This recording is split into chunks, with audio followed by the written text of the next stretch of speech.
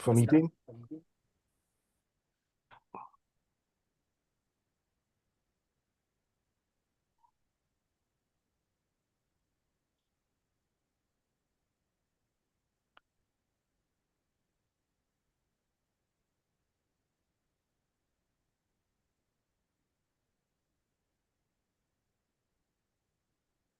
It's 1930.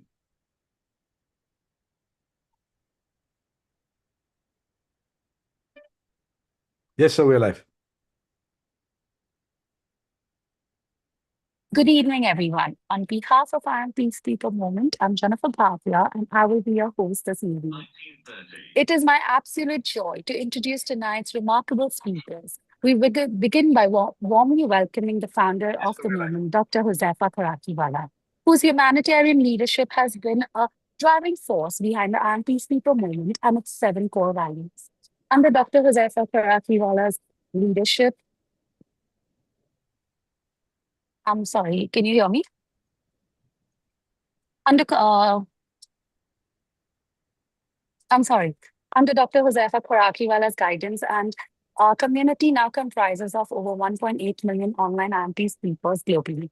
This past April, he convened 10 Nobel Peace Laureates at the Global Justice, Love and Peace Summit held in Dubai, launching an extraordinary peace charter, a true love letter to humanity. Amongst these distinguished laureates was Mr. Kailash Satyarthi. We are deeply honored to have Nobel Peace Laureate Mr. Kailash Satyarthi with us tonight. Globally recognized for his lifelong dedication to ending child labor and championing children's right and to education and dignity, he is the founder of the groundbreaking Bachpan Bachao Andolan, Safe Childhood Movement, and the Global March Against Child Labor.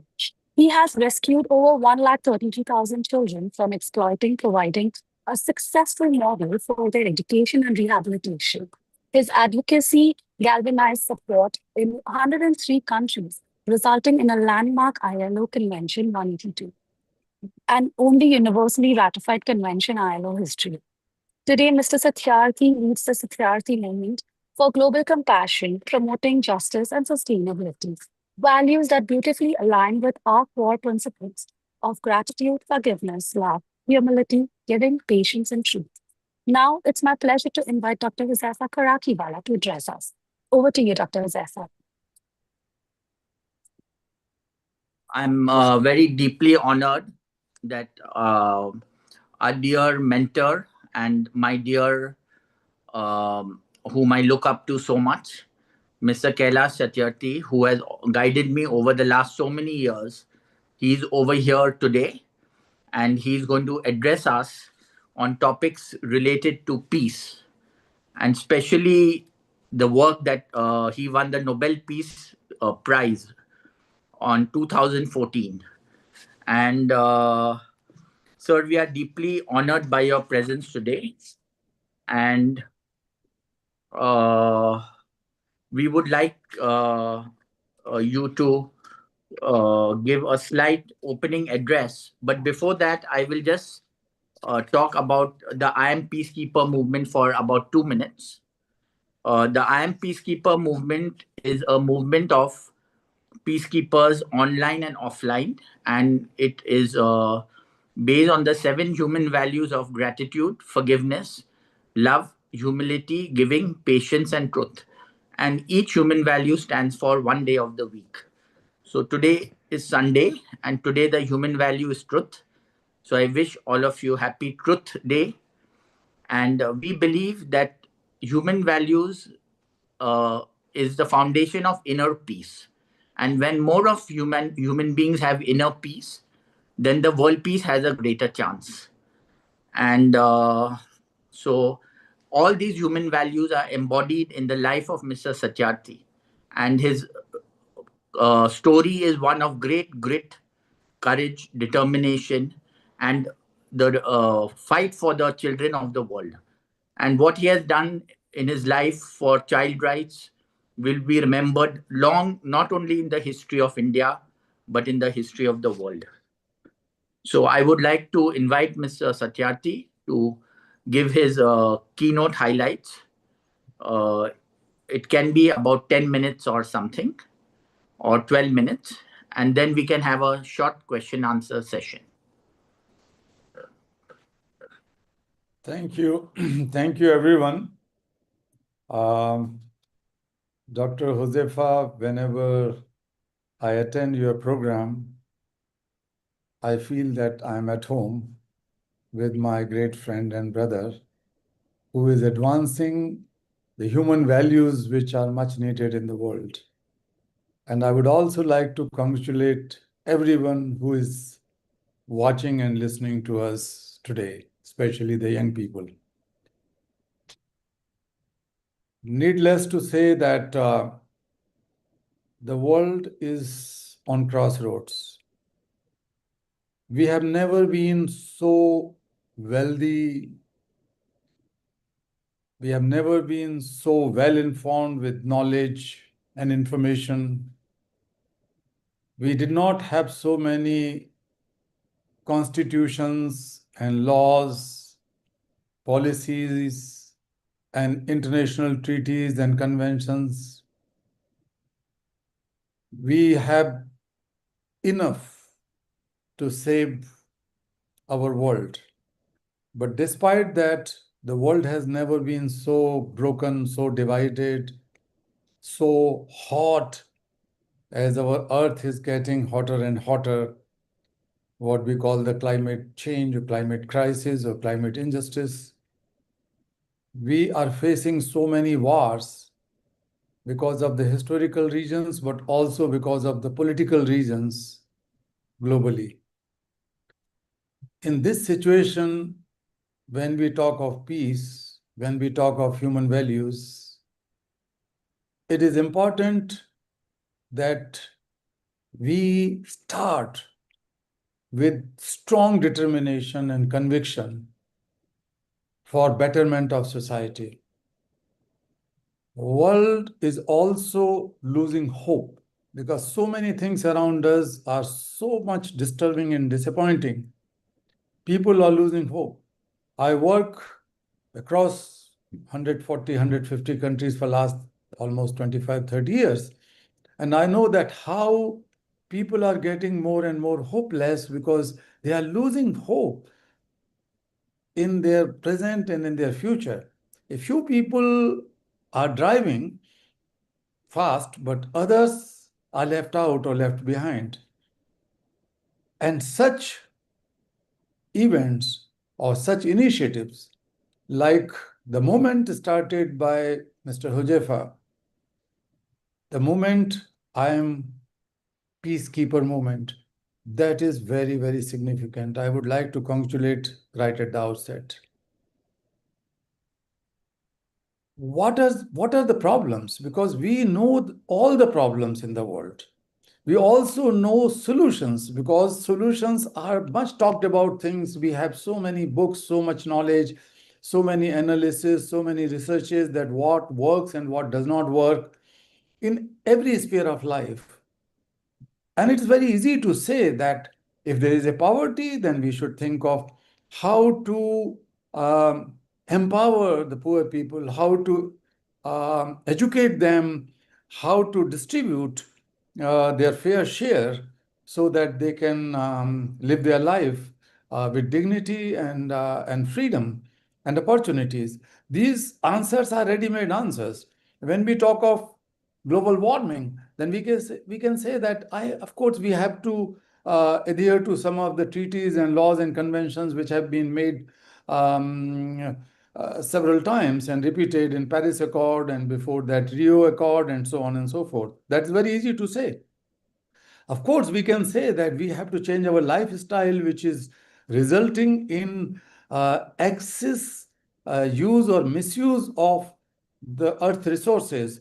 And that is eventually draining our resources. But on the other hand, it's creating other problems, including the climate change and crisis, which we are all facing. But the real problem is even deeper. What we see that there is a growing gap between our thoughts, words, and actions, deeds. It is very simple to say, and that has been told in India for ages. Man, vachan, karma. Manasa, vacha, karmana. But there is a huge gap growing every minute, every day. What we think we don't express because we are becoming more and more artificial. We don't speak out the truth because we are frightened with so many things surrounding us in our personal life, family life, social life, political life, and the global life. This is happening. And what we keep on talking as sermons from our religious places, as commitments being made in the national assemblies as well as in the United Nations General Assemblies, we have answers of all these questions. I was the part of this discussion many years ago when we were finalizing sustainable development goals. The Millennium Development Goals uh, goalpost was ending in 2015, and then the SDG started. And UN Secretary General has appointed me as one of those 17 SDG Sustainable Development Goal advocates to advance the SDG at the political level with the governments and so on, that some of us have been doing. But despite that, we see that there is a serious gap between the problem solvers who are responsible for solving the problem and the problem sufferers. Those who are suffering from any problem, they are not so empowered that they can speak out and they can influence the problem solving patterns and problem solving actions, political actions, economic actions, global actions, and so on, diplomatic actions. So here we need human values, the virtues which are lying in the books of knowledge or books of preaching or the religious books and so on. This is the time to build a movement. And when we talk of building a movement for peace, I strongly feel that the movement for peace is possible only when we have full conviction for peace. We have to have full belief in peace. That is inner peace, this is peace around us, and then the global peace. And the peace is not all about absence of wars. It should be the end of all kind of violence inside us. The violence take place inside the human mind first, and then its manifestation is seen outside, and that goes on, and that creates ripple effect in a negative sense. And so we have to get rid of that violence, and that is possible through compassion.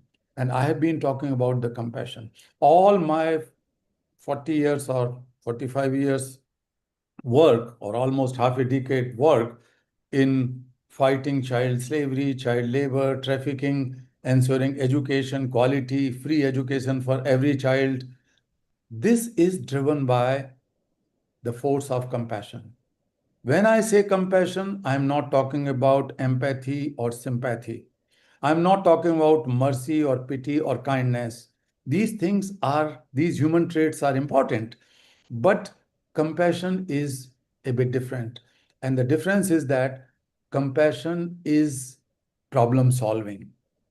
Compassion is a disruptive and dynamic force that can challenge and change the injustices, the violence, inequalities, and wars and insurgencies around us, because compassion is the force born from feeling the suffering of others as one's own suffering that drives one to take urgent action.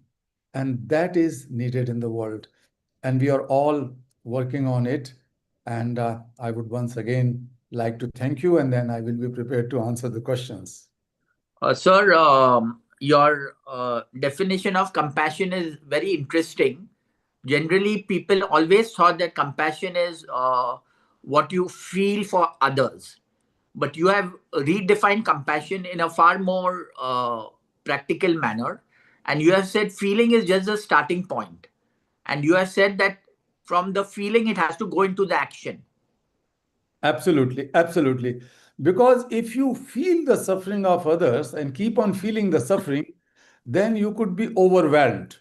You could be drawn into that pain of others, and then you cannot remain mindful. You cannot take actions mindfully, and you lose your courage because you are already feeling the pain of others. And how much pain of others one can contain? It is difficult. And then, so it is not about the human beings, it is about the mother earth also, it's Sure. about all the animals of the world, it is Yes. about every human being. So it is important that we should remain mindful and feel that there is a force born out of this feeling, and that force has to be channelized mindfully to take action in solving the problems or alleviating the suffering of others as one's own. Okay. Sir, thank you for your views. We would like to go when you started your work. Who was your early inspiration in your life? Was there an inspiration, or you inspired looking around and like that, you know?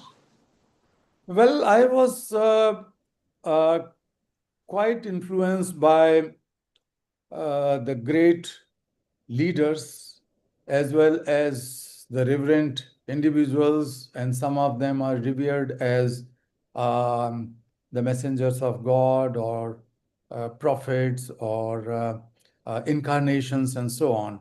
But I strongly feel that when we want to learn from them, we can be inspired with their life and work that is driven by force of compassion, because they felt the sufferings and problems of others and as their own, and then they took action in their own way to solve those problems and ending sufferings.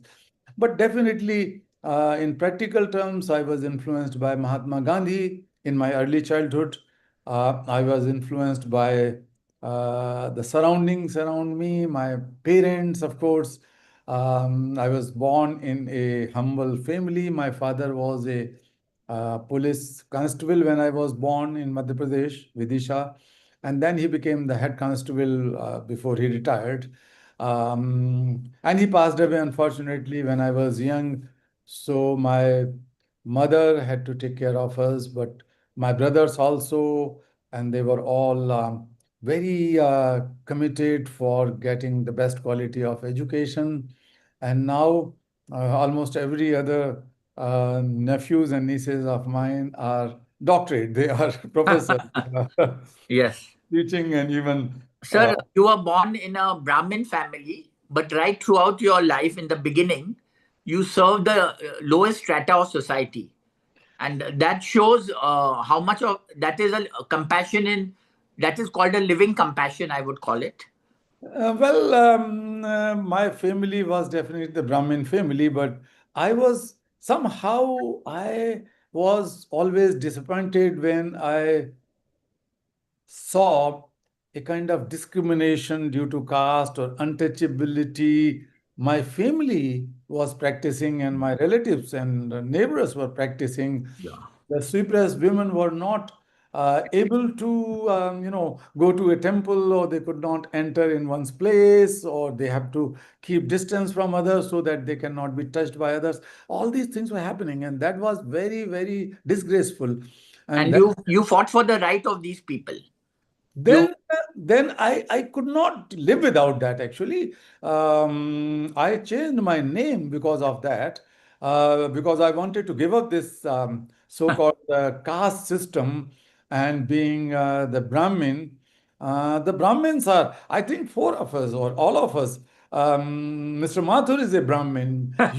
You are among the one of the best Brahmins, who's bhai, I tell you, because these what the work you are doing to advance human values, the work you are doing for peace and knowledge, this is basically Brahmanism. Brahman is not a caste. yes, Unfortunately, these castes are still prevailing in India yes, and many yes. other parts of the world, and we have to get rid of it. Sir, I would request our director Farhat Saxena to ask a question to you. Yes. Actually, Mr. Satyarthi, it's been always a pleasure to hear you.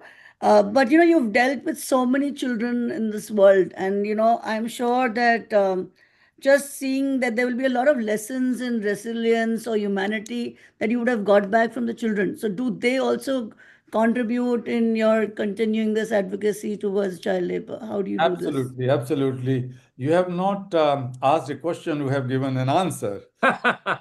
So- Yes. No, I mean, like, no, I think this is the mother that is talking, but typically children do that. So, That is something which is needed in everyone. There is a mother inside all the fathers also. There is a mother inside all the brothers and all the teachers and priests and businessmen. We have to keep this mother alive so that the child inside us can live alive. So being a mother and child in ourselves is the best way to make peace in the world. but Very yet, is there some unusual learning that you would have picked up something that you would always remember, or Yeah, the very is first day of my schooling was, I would say, the first ignition against injustice, but also the ignition of my inner compassion. When I saw a cobbler boy, my age, about 5, 6 year old, sitting outside the school gate, I was disappointed, and I asked to my teachers and my mother that why this child sits outside school and not with rest of us in the classroom. Everybody said that this is not uncommon. Poor children have to help the families and so on. One day I asked this to the father of this boy, the cobbler. The man stood up with folded hands and told, "Sir, I never thought about it. My parents, my grandparents did the same work, and so is my son." Then he said, बाबूजी, हम तो काम करने के लिए ही पैदा होते हैं. Sir, we people are born to work. I started crying. I could not understand why some people are born to work at the cost of their education, their freedom, their future. And I started finding answers to these questions because my teacher says that it's common. This man, cobbler, the boy's father says that it's a destiny. In different words, he said. And I could not believe. I started challenging this complacency prevail in our society, in our minds. And I said that since God has given us birth, and we have all come as human beings with the body and mind and heart and soul and everything, so we should all have equal opportunities to dream and to fulfill our dream, to grow, to flourish, to do whatever we want in our life for betterment of oneself as well as for the society. So that was the beginning of my fight. And that time, nobody was thinking or working on the issue of child labor or slavery. So I had no idea as a child what to do. My parents made me an engineer. I did my engineering. And then, but the eyes of that boy, which were filled with utter miserability, hopelessness, helplessness, vulnerability, etc. I could not forget them. These eyes followed me, and I still feel that I cannot keep quiet until all the children on the earth can live with fullest childhood. We pray that may the Almighty give you strength for this magnificent vision you have for the children. And I would request our director, Mr. Nikhil Mathur, to ask the next question. Hello, sir. How are you?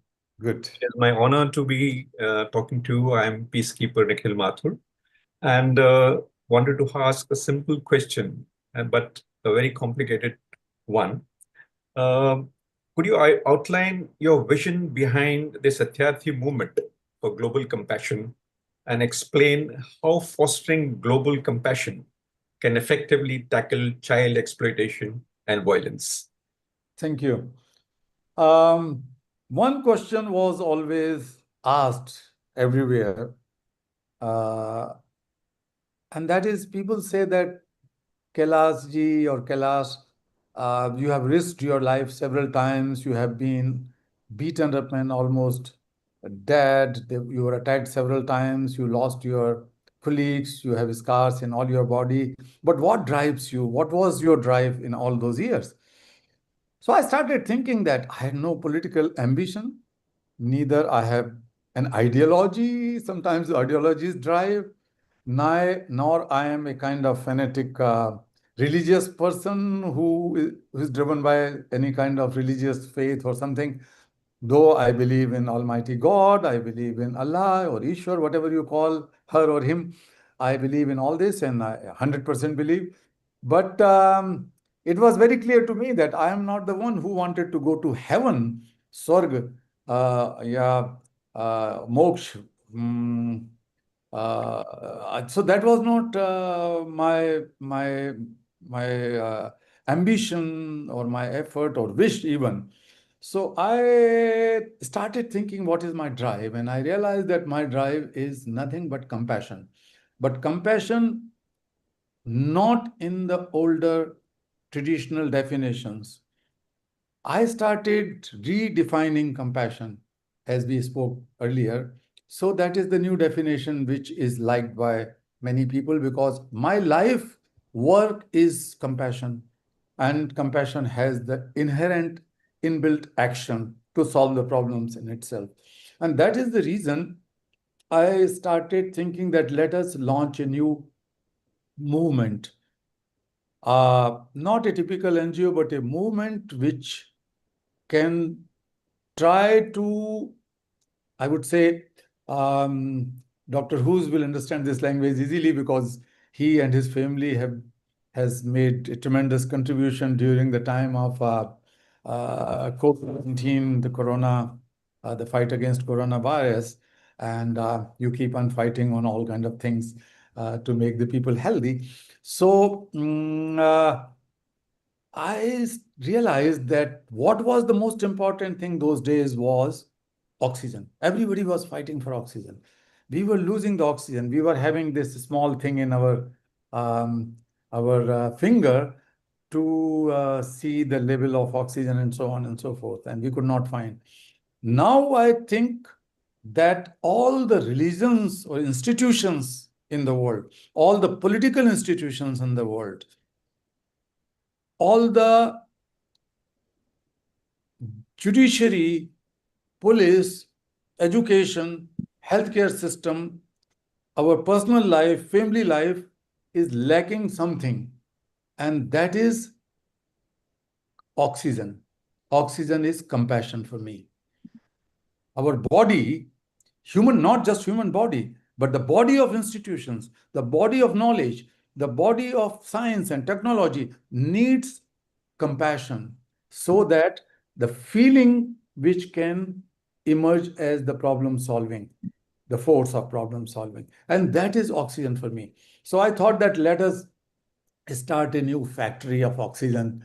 Brother Who's could not start. I don't know whether you use oxygen or not, but I thought that I should produce oxygen. You are producing oxygen in a different way, Yeah. similar way as I'm trying to do. So let us build the compassionate leadership in all walks of life.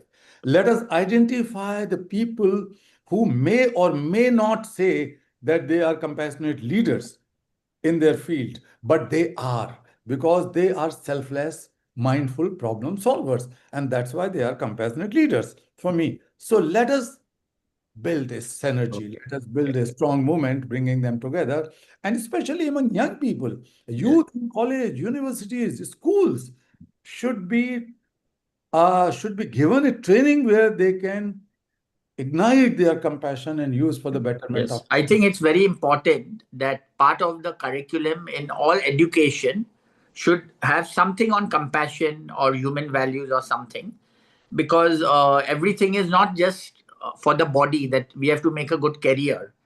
How the body requires food, even the soul requires the food. And the food of the soul, in Honorable Sir's word, is the oxygen, which we call compassion. And sir, I would like to ask you one question.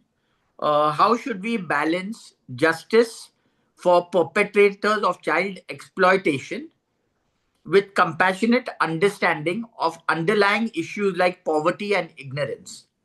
Yeah. So in the compassion movement, the global movement for compassion, we have four parameters or four expectations, or I would say the four pillars that should be created. One is justice. The first one is justice. Second one is equality, equal opportunities for all. Third is peace. And the fourth is sustainability. So what we call the JEPS framework. So they are interconnected, they are interwoven, they are interdependent on each other. That we are doing. When we say compassion and justice, many people think that they are two opposite values or two opposite ideas, but that is not true. Justice, the whole idea of justice was born from the idea of righteousness. And the idea of righteousness that do good for yourself and do good for others. Don't do bad for yourself, don't do bad for others. So simple things in simplest words. Thus, righteousness is also manifested in religions and faiths. The righteousness is manifested in justice also. So justice is not in contradiction to compassion, because we are not saying that forgive all those perpetrators. But we have to say that we must not be cruel to anyone, including the perpetrators. Cruelty, justice is not cruelty. Unfortunately, it is seen when justice is, enforced in the jails, prisons, or when the investigation is made in the police stations. The cruelty is so common thing. Secondly, justice is not the revenge. Justice is not driven by hatred. Justice is driven by the fundamental principles of righteousness, where everybody can get his or her own due. And that is justice. And compassion is a force which will help in bringing justice. What I'm saying now is very, very good question, Dr. Hughes. So it is not just forgive them and just leave them from the jails and that is compassion. No, not at all. Otherwise it would be another disaster. So the judges and the police and everybody should work according to the basic principles of justice, which are enshrined in the constitution. Everybody has constitutional right in countries, everybody has legal rights in the countries, and that has to be adhered to. So that is not happening. Secondly, justice is also unfortunately influenced by the political interest in many, many countries. We see sometimes in our own country, but we can see many places in the world. Justice is also, bought. The bribery, the economic influence, political influence work in justice. Then the mindset also works in justice. Like what has happened in case of, say, in America. America has so many good laws and everything.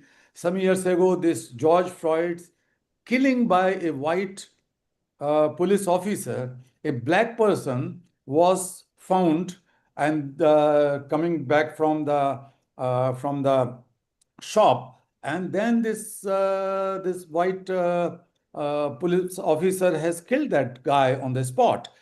And there was a lot of hue and cry, and Black Lives Matter was a worldwide movement, but also in America. So the reason was that this bias of discriminatory values, wrong, negative values. Thus, bias is also felt in case of justices against certain communities by the judges or the police belonging to different communities or colors or genders. That should not happen. So they have to be compassionate. They should get the training of compassion, where the spirit of justice and the words of law can match. Unfortunately, they are different. So we keep on struggling in legal frameworks and the legal compliances and laws and new laws, old laws, this law, that law. But laws are not justice. Enforcement of law is not giving justice. And justice is not punishing someone. There should be restorative justice also. So justice is not punishing the guilty or the perpetrator, but justice should be driven by the best interest, for the best interest, or by the idea to keep survivors, the victims, in focus. Unfortunately, victims don't get justice. But when the guilty is punished, then we say, oh, justice has been done. But if somebody has been killed, how will you get the justice? Even if you hang the person on. Yes. So that's why this is very, very important Yes. to be discussed. Thank you. Sir, you have raised a very important point. And in fact, justice is one of the foundations of peace. If justice was not there, how would our society remain with peace with the people around them? So this is a very important point. Sir, you are the only living Nobel Peace Laureate from India right now, and from Indian citizenship. And this is a matter of great pride and honor that the only living Indian Nobel Peace Laureate who has worked for the rights of the children, especially, who has rescued thousands of children, more than 132,000 children. Sir, did you have fear when you were going to rescue the children and people were beating you on your head and blood came out from your head? Sir, what was going on in your mind? Well, when we plan to go for a rescue operation, which is risky and dangerous, we have an element of fear. Being human being, fear has to be there. But the fear should be converted into cautious action, meticulous planning,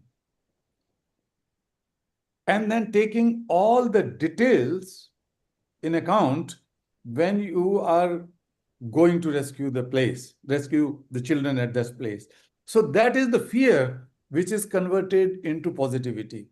I always say that fear is not a bad thing. I say anger is not a bad thing. Everybody should remain angry, but angry does not mean destructive, violent, revengeful, hateful. This is not anger. Right. The anger should be when there is some injustice, then this positive force of anger, positive force, not the destructive and negative destructive. So positive force of anger should be used. Yes. So that is there. But I definitely, when I am in the field and the children appear in front of who are enslaved, then I forgot all the fear. Okay. No fear at all. Okay, sir, we just have to wrap it.